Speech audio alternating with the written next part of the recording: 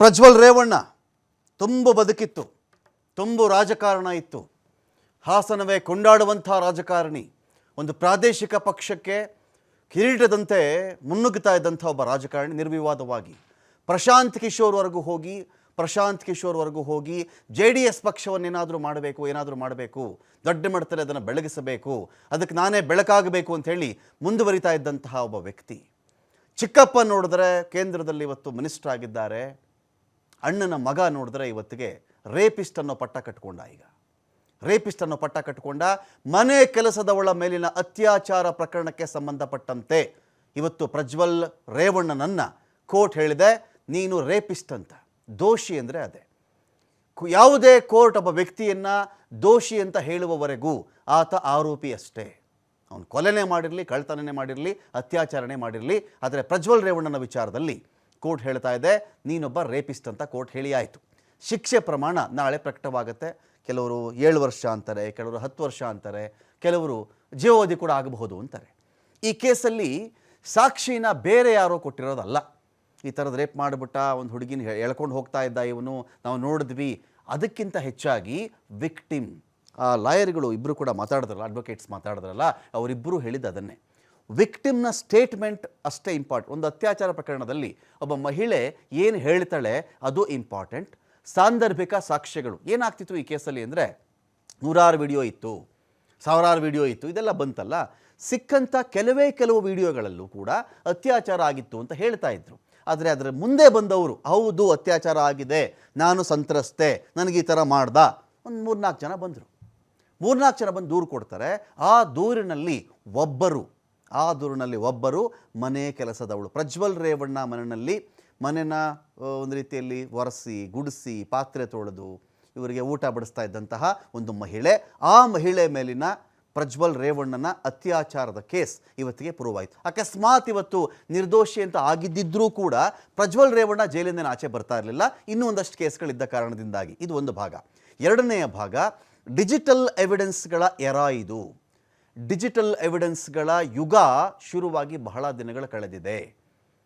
ಪ್ರಜ್ವಲ್ ರೇವಣ್ಣನ ಕರ್ಮಕ್ಕೆ ಡಿಜಿಟಲ್ ಎವಿಡೆನ್ಸ್ಗಳು ದೊಡ್ಡ ಮಟ್ಟದಲ್ಲಿ ಪಾತ್ರವನ್ನು ವಹಿಸಿವೆ. ಅಟ್ ದ ಸೇಮ್ ಟೈಮ್ ಏನಾಗುತ್ತೆ, ನಿಮಗೆ ರೇಪ್ ಕೇಸ್ಗಳಲ್ಲಿ 4 ವರ್ಷದ ಹಿಂದೆ ಆಯ್ತಂತೆ, 5 ವರ್ಷದ ಹಿಂದೆ ಆಯ್ತಂತೆ, ಏನೂ ಸಾಕ್ಷಿನೇ ಇಲ್ವಂತೆ, ಸುಮ್ಮನೆ ಸುಳ್ಳಂತೆ, ಪ್ರಜ್ವಲ್ ರೇವಣ್ಣನ ಏಳಿಗೆಯನ್ನು ಸಹಿಸಲಾಗದೆ ಯಾರೋ ಮಾಡ್ತಿರೋ ಪಿತೂರಿಯಂತೆ, ಇದೆಲ್ಲ ಬಂದಾಗ ಇದು ಒಂದು ಭಾಗ.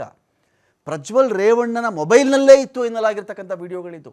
ಇನ್ಯಾರೋ ಮಾಡಿದ್ರು, ಇನ್ಯಾರೋ ತಂದಿಟ್ಟಿದ್ರು, ಇನ್ಯಾರೋ ಸಿಕ್ಸ್ಬಿಟ್ರು, ಹನಿ ಟ್ರ್ಯಾಪ್ ಮಾಡಿಬಿಟ್ಟಿದ್ರು, ಅದು ಬೇರೆ ಕಥೆ. ಒಪ್ಪಿತ ಲೈಂಗಿಕ ಕ್ರಿಯೆ ಅದು ಬೇರೆ ಕಥೆ. ಆದರೆ ಇವನ ಕೇಸಲ್ಲಿ ಏನಾಯಿತು ಅಂತ ಹೇಳಿದ್ರೆ, ಇವನೇ ಮಾಡಿಕೊಂಡಂಥ ಕರ್ಮ ಇವತ್ತು ಇವನ ಕಣ್ಣಲ್ಲಿ ಕೋರ್ಟ್ನ ಮುಂದೆ ಕಣ್ಣೀರು ಹಾಕಿಸ್ತಾ ಇದೆ. ಇವತ್ತೊಬ್ಬ ರೇಪಿಸ್ಟ್ ಪ್ರಜ್ವಲ್ ರೇವಣ್ಣ ಅಂತಲೇ ಕೋರ್ಟ್ ಇವನು ಕರೆದಿರೋದು. ಇವತ್ತಿಗೆ ನೀನು ರೇಪಿಸ್ಟ್ ಅಂತ ಕೋರ್ಟ್ ಹೇಳಿ ಆಯಿತು. IPC section 354 sub class A, sub class B, sub class C.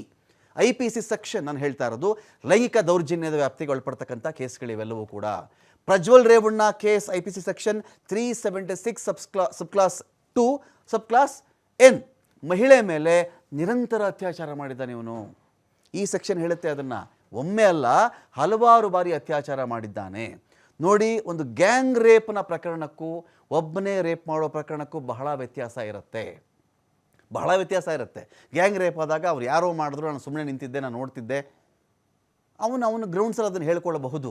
ಆದರೆ ಇವನೊಬ್ಬನೇ ಇದ್ದಾಗ, ಅದರಲ್ಲೂ ವಿಡಿಯೋ ಇದ್ದಾಗ, ಈ ಇಡೀ ಕೇಸ್ಗೆ ಸಂಬಂಧಪಟ್ಟಂತೆ ವಿಕ್ಟಿಮ್ನ ಸ್ಟೇಟ್ಮೆಂಟ್, ವಿಕ್ಟಿಮ್ನ ಸ್ಥಿತಿ, ಜೊತೆಗೆ ಆ ಒಂದು ವಿಡಿಯೋದಲ್ಲಿದ್ದಂಥ ಮಹಿಳೆ ಇದೇ ಮಹಿಳೆನಾ, ಆ ಮಹಿಳೆಯ ಮೇಲೆ ರೇಪ್ ಮಾಡಿದಂಥವನು ಇವನೇನಾ, ಓರಲ್, ಇದರಲ್ಲಿ ಮೌಖಿಕವಾಗಿ ಆಗ ಕೇಳಿ ಬರ್ತಕ್ಕಂಥ ಮಾತುಗಳು ಇವನದ್ದೇ ಧ್ವನಿಯ, ಚೆಕ್ ಮಾಡ್ತಾರಲ್ಲ ಕೋರ್ಟಲ್ಲಿ, ಇವನದೇ ವಾಯ್ಸ, ಅದು ವಿಡಿಯೋದಲ್ಲಿರೋದು ಇವನೇನಾ, ಆ ಲೊಕೇಶನ್ ಹೋಗ್ತಾರಲ್ಲ, ಆ ಸ್ಥಳಕ್ಕೆ ಹೋಗ್ತಾರಲ್ಲ, ಆ ಸ್ಥಳ ಇದೇನಾ, ಇಲ್ಲೇನಾ ಆ ಎಮ್ಮ ಕೆಲಸ ಮಾಡ್ತಾ ಇದ್ದದ್ದು, ಇಲ್ಲೇನಾ ಆ ಎಮ್ಮನ ಮೇಲೆ ಇವನು ಎರಗಿದ್ದು, ಇದೆಲ್ಲ ಇದೆಯಲ್ಲ, ಎಲ್ಲವನ್ನೂ ಮ್ಯಾಚ್ ಮಾಡಿಕೊಂಡು ಪ್ರಾಸಿಕ್ಯೂಷನ್, ಮಹಿಳೆ ಪರವಾಗಿ ವಕೀಲರು ತುಂಬ ಅದ್ಭುತವಾಗಿ ಈ ಒಂದು ವಿಚಾರ ನೋಡಿ. ಇಂಥ ಕೇಸ್ಗಳಲ್ಲಿ ಈ ಕ್ರೆಡಿಟ್ ಇಬ್ಬರಿಗೆ ಕ್ರೆಡಿಟ್ ಹೋಗೋದು. ಒಬ್ಬರು IO, ನಾನು ಅವಾಗ ಎಲ್ಲ ಕೇಸ್ಗಳು ಈ ಮಾತು ಹೇಳ್ತೀನಿ, ಒಬ್ಬರು IO ಮನಸ್ಸು ಮಾಡಿಬಿಟ್ರೆ, ಇನ್ವೆಸ್ಟಿಗೇಷನ್ ಆಫೀಸರ್ ಖಡಕ್ಕಾಗಿ ಒಂದು ಕೇಸಲ್ಲಿ ನಿಂತುಬಿಟ್ರು ಅಂತ ಹೇಳಿದ್ರೆ, ಗನ್ನಲ್ಲ, ಅಲ್ಲಿ ಕೆಲಸ ಮಾಡೋದು ಪೆನ್ನು. ₹1 ಪೆನ್ನಾಗಲಿ ರೀ, ಆ ₹1 ಪೆನ್ನು ಸರಿಯಾಗಿ ಇನ್ವೆಸ್ಟಿಗೇಷನ್ ಮಾಡಿ ಒಂದು ಸರಿಯಾಗಿರತಕ್ಕಂಥ ಚಾರ್ಜ್ ಶೀಟ್ ಅಂದರೆ ಅದ್ರ ಜೊತೆಗೆ ಒಂದಷ್ಟು ಎವಿಡೆನ್ಸ್ಗಳನ್ನು ಇಟ್ಟುಬಿಡ್ತು ಅಂತ ಹೇಳಿದ್ರೆ ಅವನ ಕಥೆ ಮುಗೀತು. ಅವನು ಯಾವ ದೊಡ್ಡ ಕುಬೇರನ ಮೊಮ್ಮಗ ಆಗಿರಲಿ, ಅವನ ಕಥೆ ಮುಗೀತು. ಒಬ್ಬ ಐಒ ಮಾಡಬೇಕಾಗಿರ್ತಕ್ಕಂಥ ಕೆಲಸ ಇದು. ಆ ಕೆಲಸ ಈ ಕೇಸಲ್ಲಿ ಸೋಫಾರ್ ಆಗಿದೆ. ಸೋಫಾರ್ ಜನಪ್ರತಿನಿಧಿಗಳ ನ್ಯಾಯಾಲಯದ ಮಟ್ಟದಲ್ಲಿ IO successful. At the same time prosecution ಯಾವ ಸಂತ್ರಸ್ತೆ ಅತ್ಯಾಚಾರಕ್ಕೆ ಒಳಗಾದಂಥ ಮಹಿಳೆ ಇದ್ದಾರೋ ಅವರ ಪರವಾಗಿ ವಾದವನ್ನು ಮಂಡಿಸಿದ್ದಾರಲ್ಲ ಅವರಿಗೆ ಈ ಕೇಸಲ್ಲಿ ಜಯ ಸಿಕ್ಕಿದೆ ಅಂತ ಹೇಳಬಹುದು. ಅಶ್ಲೀಲ ದೃಶ್ಯ ಚಿತ್ರೀಕರಣ ಮತ್ತು ಪ್ರಸಾರ, ಪ್ರಜ್ವಲ್ ರೇವಣ್ಣ ಒಂದೊಂದು ಕೇಸಲ್ಲಿ ಸಿಕ್ಕಾಕೊಂಡಿಲ್ಲ. ಇಲ್ಲಿ ಅವನಿಗೆ ಇದ್ರ ಬಗ್ಗೆ ಅಂದಾಜು ಇರಲಿಲ್ಲ ಅಂತ ಕಾಣುತ್ತೆ. ಯಾವುದೋ ನಾಗಾಲೋಟದಲ್ಲಿ ಹೋಗ್ತಾ ಇದ್ದ ಅವನು. ಏನಾಗಲ್ಲ, ನನ್ನನ್ನು ಯಾರೂ ಟಚ್ ಮಾಡೋಕ್ಕಾಗಲ್ಲ ಇದ್ದಿರಬಹುದು. ಅವನ ಕಾನ್ಫಿಡೆನ್ಸ್ನ ನಾವ್ಯಾರು ಕ್ವಶನ್ ಮಾಡೋಕ್ಕಾಗಲ್ಲ. ಆದರೆ ನಾನು ಗೆಲ್ತೀನಿ ಅಂತ ಅಂದ್ಕೊಳ್ಳೋದು ಬೇರೆ, ನಾನು ಮಾತ್ರ ಗೆಲ್ತೀನಿ ಅಂತ ಅಂದ್ಕೊಳ್ಳೋದು ಯಾವಾಗಲೂ ಓವರ್ ಕಾನ್ಫಿಡೆನ್ಸ್ ಆಗಿಬಿಡುತ್ತೆ. IPC ಸೆಕ್ಷನ್ 376 ಸಬ್ ಕ್ಲಾಸ್ 2 ಸಬ್ ಕ್ಲಾಸ್ ಕೆ ಉನ್ನತ ಸ್ಥಾನದಲ್ಲಿದ್ದು ಮಹಿಳೆ ಮೇಲೆ ಅತ್ಯಾಚಾರ ಮಾಡಿರೋದು ಇನ್ನೊಂದು ಗಂಭೀರ ಸೆಕ್ಷನ್. ಇಲ್ಲಿ ಪ್ರಜ್ವಲ್ ರೇವಣ್ಣ ಕೇಸ್ IT ಕಾಯ್ದೆಯಲ್ಲಿ 66 ಸಬ್ ಕ್ಲಾಸ್ ಇ ಬರುತ್ತೆ. ಅಶ್ಲೀಲ ದೃಶ್ಯವನ್ನು ಒಬ್ಬ ವ್ಯಕ್ತಿ ಚಿತ್ರೀಕರಣ ಮಾಡುವುದಾಗಲಿ ಪ್ರಸಾರ ಮಾಡುವುದಾಗಲಿ ಮಾಡಿದ್ರೆ ಆ ಕೇಸ್ ಅಂಡರಲ್ಲಿಯೂ ಕೂಡ ಅವನು ಒಳಗಡೆ ಹೋಗ್ತಾನೆ. Prajwal Revanna case IPC section 201 ಇದೆಯಲ್ಲ, ಎವಿಡೆನ್ಸನ್ನು ನಾಶ ಮಾಡೋದು, ಸಾಕ್ಷ್ಯ ನಾಶ. ನೋಡಿ ಇವನಿಗೆ ಹೇಗೆ ಕರ್ಮ ಸುತ್ತಕೊಂಡಿದೆ ಅಂತ ಹೇಳಿದ್ರೆ ಇಷ್ಟೆಲ್ಲ ಕೇಸ್ಗಳಲ್ಲೂ ಕೂಡ ಒಂದಲ್ಲ ಬಂದು ಇವನ ಗ್ರಹಚಾರಕ್ಕೆ ಅಟ್ ದ ಸೇಮ್ ಟೈಮ್ ಸಿಕ್ಕಾಕೊಂಡಿದೆ. ಇವನು 4 ವರ್ಷಗಳ ಕಾಲ ಅತ್ಯಾಚಾರ ಮಾಡಿದ್ದಾನೋ, 5 ವರ್ಷ ಮಾಡಿದ್ದಾನೋ, 10 ವರ್ಷ ಮಾಡಿದ್ದಾನೋ ಗೊತ್ತಿಲ್ಲ. ಆದರೆ ಅತ್ಯಾಚಾರ ಹಳೇದಾಯಿತು ಅಂದ ತಕ್ಷಣ ಎಸ್ಕೇಪ್ ಆಗಿಬಿಡಬಹುದು, ನಾನೇನು ಸಿಕ್ಕಾಕೊಳ್ಳಲ್ಲ ಅಂತ ಕಾನ್ಫಿಡೆನ್ಸ್ ಇರೋದು ಬೇರೆ. ಇವನು ಕೊಟ್ಟುಬಿಟ್ಟಿದ್ದಾನಲ್ಲ ಸಾಕ್ಷ್ಯಗಳನ್ನು. ಇವನೇ ವಿಡಿಯೋ ಚಿತ್ರೀಕರಣ ಮಾಡೋದು, ಕೈ ಮುಗಿದ್ರೂ ಬಿಡ್ತಾ ಇಲ್ಲ, ಕಾಲು ಮುಗಿಯೋಕ್ಕೆ ಬಂದರೂ ಬಿಡ್ತಾ ಇಲ್ಲ, ಬೇಡ ಅಣ್ಣ ಅಂದರೂ ಬಿಡ್ತಾ ಇಲ್ಲ. ಅತ್ಯಾಚಾರಗಳಾಗಿತ್ತಲ್ಲ, ಆ ಥರ ಒಂದು ಕೋರಿಕೆ ಇತ್ತಲ್ಲ ಅಲ್ಲಿ, ಬೇಡ ಅಣ್ಣ ಬಿಟ್ಟುಬಿಡಣ್ಣ ಬೇಡ ಅಂತ. ಅದರ ಆಚೆಗೂ ಇವನು ಮುನ್ನುಗ್ಗಿದ್ನಲ್ಲ, ಅವೆಲ್ಲವಕ್ಕೂ ಕೂಡ ಇವತ್ತು ಕೋರ್ಟ್ ಏನು ಹೇಳ್ತಾ ಇದೆ, ನೀನೊಬ್ಬ ರೇಪಿಸ್ಟ್ ಅಂತ ಹೇಳಿ ಕೋರ್ಟ್ ಡಿಕ್ಲೇರ್ ಮಾಡಿ ಆಯಿತು. ಕೇಸ್ ಇಷ್ಟೇ. 2024 ಲೋಕಸಭಾ ಚುನಾವಣೆ ವೇಳೆ ವೈರಲ್ ಆಗಿತ್ತು ವಿಡಿಯೋ. ಮತದಾನಕ್ಕೆ ಕೆಲವೇ ಗಂಟೆಗಳು ಬಾಕಿ ಇದ್ದಾಗ 2024-26 ವೋಟ್ ಮಾಡ್ತಾನೆ ಇವನು. ವೋಟ್ ಮಾಡಿದವನೇ ಎಲ್ಲಿ ಹೋದ ಅಂತ ಯಾರ್ಯಾರಿಗೂ ಗೊತ್ತಿಲ್ಲ. ಆಮೇಲೆ ಹಲವಾರು ದಿನಗಳ ಪರಿಶೀಲನೆ ಬಳಿಕ ಜರ್ಮನಿಗೆ ಹೋಗಿದ್ದ ಅಂತ ಮಾಹಿತಿ ಇತ್ತು. ಈತ SITಯಿಂದ ತನಿಖೆ ಶುರುವಾಗುತ್ತೆ. ಏಪ್ರಿಲ್ 28ಕ್ಕೆ SIT ರಚನೆಯನ್ನು CM ಸಿದ್ದರಾಮಯ್ಯನವರು ಮಾಡ್ತಾರೆ. ವಿಡಿಯೋ ವೈರಲ್ ಬೆನ್ನಲ್ಲೇ ಸಂತ್ರಸ್ತೆ ಕಿಡ್ನ್ಯಾಪ್ ಆರೋಪ ಕೇಳಿ ಬಂತು. ಅವಳನ್ನ ಕಿಡ್ನ್ಯಾಪ್ ಮಾಡಿಬಿಟ್ಟು ಕೇಸ್ ವಾಪಸ್ ತಗೋವಂತನೋ ಬೆದರಿಕೆನೋ ಏನೋ ಮಾಡಿದ್ರು ಅಂತ, ಕಿಡ್ನಾಪೇ ಆಗಿಬಿಟ್ಟಿತ್ತು ಒಂದು ಆರೋಪ ಕೇಳಿ ಬಂದಿತ್ತು. FIR ದಾಖಲಾಗುತ್ತೆ. ಸಂತ್ರಸ್ತ ಮಹಿಳೆಯನ್ನು ವಶಕ್ಕೆ ಪಡ್ಕೊಂಡು SIT FIR ದಾಖಲು ಮಾಡುತ್ತೆ.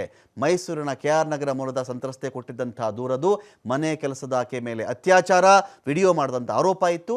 2024 ಮೇ ಮೊದಲ ವಾರದಲ್ಲಿ ಪ್ರಜ್ವಲ್ ವಿರುದ್ಧ ಕೇಸ್ ದಾಖಲಾಗುತ್ತೆ. 376 ಸಬ್ ಕ್ಲಾಸ್ 2N ಮತ್ತು 354, 354B, 354C, 506, 201 IT ಆ್ಯಕ್ಟ್ 66 ಅಡಿಯಲ್ಲಿ ದಾಖಲಾಗಿದ್ವು ಕೇಸ್. ಮೇ 21ಕ್ಕೆ ಜರ್ಮನಿಯಿಂದ ಇವನು ವಾಪಸ್ ಬರ್ತಾ ಇದ್ದಂತೆ ಏರ್ಪೋರ್ಟಲ್ಲಿ ಇವನಿಗೆ SIT ತಂಡ ಇವನಿಗೆ ಅರೆಸ್ಟ್ ಮಾಡ್ಕೊಂಡು ಹೋಗ್ತಾರೆ. ತನಿಖಾ ತಂಡ ತೀವ್ರವಾಗಿ ಕೆಲಸವನ್ನು ಮಾಡುತ್ತೆ. ಒಂದು ವಿಚಾರದಲ್ಲಿ ತನಿಖೆ ನಡೆಸಿ ಚಾರ್ಜ್ ಶೀಟ್ ಹಾಕಿತ್ತು. ಒಂದಲ್ಲ ಎರಡಲ್ಲ 1800 ಪುಟಗಳ ಚಾರ್ಜ್ ಶೀಟ್, ಆರೋಪ ಪಟ್ಟಿ ಇವನ ಮೇಲೆ ದಾಖಲಾಗುತ್ತೆ. ಅದೇ ಇವನ ಗ್ರಹಚಾರ. ಇವನ ಇಡೀ ಹಣೆ ಬರಹ ಎಲ್ಲಿತ್ತು ಅಂತ ಹೇಳಿದ್ರೆ ಆ ಚಾರ್ಜ್ ಶೀಟಲ್ಲಿತ್ತು. 1800 ಪುಟಗಳಲ್ಲಿತ್ತು. ಆಗಸ್ಟ್ 3ಕ್ಕೆ ನ್ಯಾಯಾಲಯಕ್ಕೆ ಚಾರ್ಜ್ ಶೀಟ್ ಸಲ್ಲಿಕೆ ಆಗುತ್ತೆ. 122 ಮಂದಿ ಸಾಕ್ಷಿಗಳನ್ನು ಕೋರ್ಟ್ ದಾಖಲು ಮಾಡಿಕೊಳ್ಳುತ್ತೆ ಹೇಳಿಕೆಯನ್ನು. 122 ಜನರ ಸಾಕ್ಷಿ ಇತ್ತದರಲ್ಲಿ. CID ಇನ್ಸ್ಪೆಕ್ಟರ್ ಶೋಭಾ ನೇತೃತ್ವದ ತಂಡದಿಂದ ತನಿಖೆ ಆಗುತ್ತೆ. ಡಿಸೆಂಬರ್ 24, 2024 ಡಿಸೆಂಬರ್ ಇತ್ತಲ್ಲ, ಆ ಡಿಸೆಂಬರ್ 31ರಂದು ಟ್ರಯಲ್ ಶುರುವಾಗಿತ್ತು ಇವನ ಮೇಲೆ. 23 ಸಾಕ್ಷಿಗಳ ವಿಚಾರಣೆ ಆಗಿತ್ತು. ಟ್ರಯಲ್ ಆರಂಭವಾದ 7 ತಿಂಗಳಲ್ಲಿ ವಿಚಾರಣೆ ಮುಗಿದಿದೆ. ಕ್ಷಿಪ್ರ ಅಂತ ಹೇಳಬೇಕು, ಇದನ್ನು ವೇಗವಾಗಿ ನಡೆದಿದೆ ವಿಚಾರಣೆ ಅಂತ ಹೇಳಬೇಕು. 2025 ಮೇ ಟ್ರಯಲ್ ಶುರುವಾಗಿತ್ತು. 14 ತಿಂಗಳಿಂದ ಜೈಲಲ್ಲಿದ್ದಾನೆ. ಇದೇ ಮಾಜಿ ಸಂಸದ, ಇವತ್ತಿಗೆ ಅತ್ಯಾಚಾರಿ ಅಂತ ಹೆಸರನ್ನು ಕೂಡ ತೆಗೆದುಕೊಂಡಂತಹ ಪ್ರಜ್ವಲ್ ರೇವಣ್ಣ.